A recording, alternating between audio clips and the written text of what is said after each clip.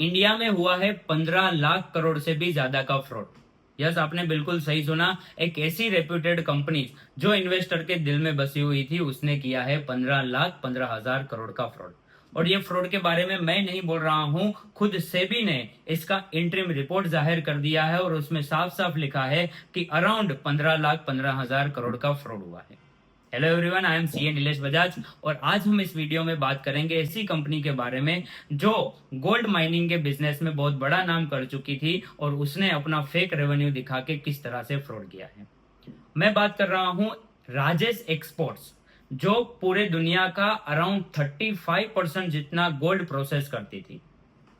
अब सेबी ने बताया है कि 97% से लेकर 99% तक का रेवेन्यू जो कंपनी ने दिखाया है वो फेक रेवेन्यू है, यानी कि इन्फ्लेक्टेड रेवेन्यू है। अब सेबी को किस तरह से पता चला, स्टेप बाय स्टेप हर एक चीज को समझते हैं। ये कहानी शुरू होती है 2024 में, जब एक समझदार इन्वेस्टर ने, एक समझदार शेयर होल्डर ने सेबी के पास कंप्लेन लेके आया और उस कंप्लेन में लिखा हुआ था कि राजेश एक्सपोर्ट्स ने जो ट्रेड रिसीवेबल दिखाए हैं, यानी कि जिसको सेल किया है और जिससे पैसा आना बाकी है, उस ट्रेड रिसीवेबल को इन्फ्लेक्टेड दिखाया गया है फाइनेंशियल स्टेटमेंट में। और कई सारे ट्रेड रिसीवेबल तो ऐसे भी हैं जो 2 साल से भी ज्यादा के पुराने हैं। हमारे लिए ये छोटी बात हो सकती है, पर सेबी ने एक्टिवली इस पे वर्क किया और इन्वेस्टिगेशन शुरू की। अराउंड December 3, 2024 को बीडीओ, एक चार्टर्ड अकाउंटेंट फर्म को फोरेंसिक ऑडिटर के लिए अपॉइंट किया गया। और जब बीडीओ ने फोरेंसिक ऑडिट किया और रेवेन्यूज के लिए इनवॉइसेस मांगे गए, तब राजेश एक्सपोर्ट्स ने सफिशिएंट अप्रोप्रिएट ऑडिट एविडेंस नहीं दिए, यानी कि कोई इनवॉइस जो चाहिए बीडीओ को वो राजेश एक्सपोर्ट्स दे नहीं पाया। और यहां से पता चला कि अराउंड 97 से लेके 99% तक का जो रेवेन्यू है वो इन्फ्लेक्टेड रेवेन्यू है। यानी कि अगर राजेश एक्सपोर्ट्स ने अपने फाइनेंशियल स्टेटमेंट में 100 रुपीज का रेवेन्यू दिखाया है, तो उसमें से अराउंड 97 रुपीज से लेके 99 रुपीज तो फेक रेवेन्यू है, यानी कि सिर्फ 3 रुपए जितना रेवेन्यू ही ट्रू है, 97 रुपीज जितना रेवेन्यू तो फेक रेवेन्यू है। अब इसमें जब आगे जांच की गई तो पता चला कि एक राजेश एक्सपोर्ट्स की फॉरेन सब्सिडरी वेलकम बी, जिसको राजेश एक्सपोर्ट्स ने बहुत बड़ा सेल्स दिखाया था, यानी कि राजेश एक्सपोर्ट दिखाता था कि हम एक वेलकम बी नाम की एक कंपनी है, उसको हम सेल्स कर रहे हैं। बट जब बीडीओ ने उसके लिए डॉक्यूमेंट्स मांगे, उसके लिए इनवॉइस मांगे, तो वो इनवॉइस अराउंड 0.5% जितना ही रेवेन्यू निकल के आया, यानी कि 99.5% जितना रेवेन्यू तो उसमें भी फेक था। यानी कि वेलकम बी को जितना सेल ऑन पेपर दिखाया गया वो सेल था ही नहीं।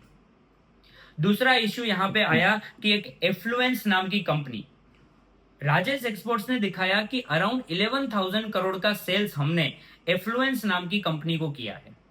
जब सेबी ने एफ्लुएंस नाम की कंपनी से कांटेक्ट किया और उनसे पूछा कि क्या राजेश एक्सपोर्ट्स ने आपको सेल और परचेस का ट्रांजैक्शन आपके साथ किया है, तब ये एफ्लुएंस नाम की कंपनी बोलती है कि हमारा राजेश एक्सपोर्ट्स नाम का कोई क्लाइंट ही नहीं एग्जिस्ट करता है। यानी कि एक्चुअल ट्रांजैक्शन उस कंपनी के साथ राजेश एक्सपोर्ट्स के हुए नहीं थे, फिर भी फाइनेंशियल स्टेटमेंट में दिखा दिए हैं। थर्ड इश्यू यहां पे आता है कि राजेश एक्सपोर्ट्स ने दिखाया है कि अराउंड 1035 करोड़ रुपीस का इन्होंने इन्वेस्टमेंट किया है अफ्रीकन माइनिंग इन्वेस्टमेंट में। जब इसके लिए सेबी ने डॉक्यूमेंट्स मांगे, इसमें सेबी ने वैल्यूएशन रिपोर्ट मांगे, ओनरशिप के डॉक्यूमेंट मांगे, तो सेबी ने अपने रिपोर्ट में लिखा है कि हमें ownership document and valuation documents भी यहाँ पे प्रॉपर मिले नहीं है। यानी कि जो इन्वेस्टमेंट दिखाया गया है, कहीं ना कहीं ये इन्वेस्टमेंट इन्फ्लेक्टेड हो सकता है, या तो फिर वो एग्जिस्ट ही नहीं करता है, ऐसा इन्वेस्टमेंट फाइनेंशियल स्टेटमेंट में दिखाया गया है। फोर्थ यहाँ पे समझने जैसी बात यहाँ पे आ रही है कि एक बहुत बड़ी कंपनी एलआईसी, जो हमारे इंडिया की सबसे बड़ी बीमा कंपनी है, गवर्नमेंट कंपनी है, उसने भी अराउंड 10% जितना इन्वेस्टमेंट इस कंपनी में किया था। इस इंटरिम रिपोर्ट आने के बाद इस इन्वेस्टमेंट 10% से लेके गिर के सिर्फ 1% जितना इन्वेस्टमेंट रहा है। यानी कि एलआईसी का भी जो इन्वेस्टमेंट हुआ है उसमें भी बहुत बड़ी गिरावट आई है। अगर हमने LIC के शेयर लेके बैठे हैं या LIC के पॉलिसीज में हमने इन्वेस्टमेंट किया है, तो कहीं ना कहीं जो बोनस प्लान LIC इश्यू करता है, उन बोनस प्लान में भी बोनस का रिटर्न इफेक्ट हो सकता है। तो इस तरह से इस सीख से हमें पता चलता है कि सिर्फ फाइनेंशियल स्टेटमेंट को ग्रीन फ्लैग देख के कि फाइनेंशियल स्टेटमेंट अच्छे हैं, रेवेन्यू अच्छा है और इन्वेस्टमेंट भी अच्छा कंपनी का दिखा रहा है, अपना इन्वेस्टमेंट इस तरह से डिसाइड नहीं हो सकता है। हमें देखना है कि प्रमोटर की हिस्ट्री क्या है, क्या एक्चुअली ये सेल्स हुए हैं या नहीं हुए हैं, और कभी भी इन्वेस्टमेंट करने से पहले फाइनेंशियल एनालिस्ट का एडवाइस जरूर लें। तो यहाँ पे हमें यहाँ से सीख मिलती है कि सिर्फ ब्लाइंडली इन्वेस्टमेंट करना कभी भी इन्वेस्टमेंट स्ट्रेटेजी नहीं हो सकती है। इन्वेस्टमेंट करने के लिए हमेशा हमें कॉन्शियस रहना है, हमें जागरूक रहना है और फिर ही हमें इन्वेस्टमेंट करना है। अभी तक ये सेबी ने सिर्फ इंटरिम रिपोर्ट दिया है, यानी कि राजेश एक्सपोर्ट्स के पास भी अपॉर्चुनिटी है कि वो अपने तथ्य यहाँ पे रख सकती है, अपने फैक्ट यहाँ पे रख सकती है और अपने डिस्क्लोजर्स यहाँ पे दे सकती है।